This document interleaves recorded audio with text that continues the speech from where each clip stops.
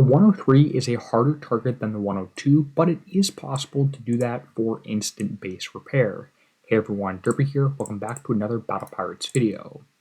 As I get started, I want to say I'm going to show you a fleet with a full X1 build and a Sea Serpent's crew. I hope Kixeye is not tuning around the top players with all X1 fleets. That being said, you can actually get pretty similar results as long as you have one ship at X1, hopefully an X1 flagship, and a full evade flagship with a Sea Serpent's crew. It doesn't really matter if ships 2, 3, 4 are U1, U2, U3, X1, etc. But let's get started. This target is going to go very quickly. I'm going to try to stay shooting at things the entire time and really only engage every turret once and not have to loop back a second time. I also want to make sure my splash stays built up. I'm going to start out going to the very left, getting my splash built up on these two turrets, and then looping around this top section counterclockwise. I'll then do the same thing for the second half of the target, and hopefully get it for less than 5 minutes on the flagship. Let's go ahead and get started. Now, as you engage these first two turrets, you do want to move so you're just barely inside the minimum range of them, because there's another turret here, this railgun right here. A lot of things are going to be shooting at you at the same time, so you want to try and sort of stay moving so you're not hit by the railgun. Maybe turn around just a little bit, not too much. Hit the decimator right here, short range turret, get the splash built up on that guy, on the next one as well. Try and stay at the max range from those if possible. Go inside, get a little bit of damage onto the outpost, stay moving so the decimators don't hit you. Actually, I was able to kill the outpost that time. That's fantastic. Means all the other decimators are no longer authorized, is what I call it, to shoot at me. Hit the railgun turret, and then the short range one right here.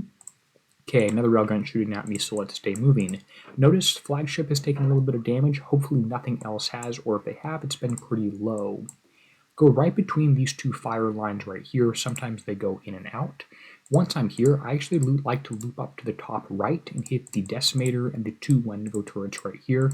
Unfortunately, you're going to have to do a little bit of stopping, just barely. Hopefully nothing's shooting at you during the time to make sure you kill them all the way, because they do a ton of damage towards you. I'm going to come back down here, hit the ramping splash turret, and get him down all the way, and then stay moving. Hopefully don't double back on myself. Hit the short range turret. He's down. He got a few shots at me. That's a little unfortunate. Jump inside, hit the OP, and then duck out to the outside. A few decimator turrets shooting at me. I call them decimators. Maybe they're gatling guns. These ones are decimators. The ones I just killed are very short-range gatling gun turrets. Hit the radioactive guy. Hit the ramping splash one, which I can see with projectile effects turned on. I'm likely going to turn those off when I'm actually doing the raid and not just videoing it. Let's see, radioactive. This guy should go down pretty quickly. Short-range decimator, come inside and hit him. Loop back to the bottom, hit the railgun, hit the Wendigo, hit the ballistic turret, and the ramping splash one, and that should be the target just about done for, well, hopefully pretty good repair. We'll have to see just what it looks like.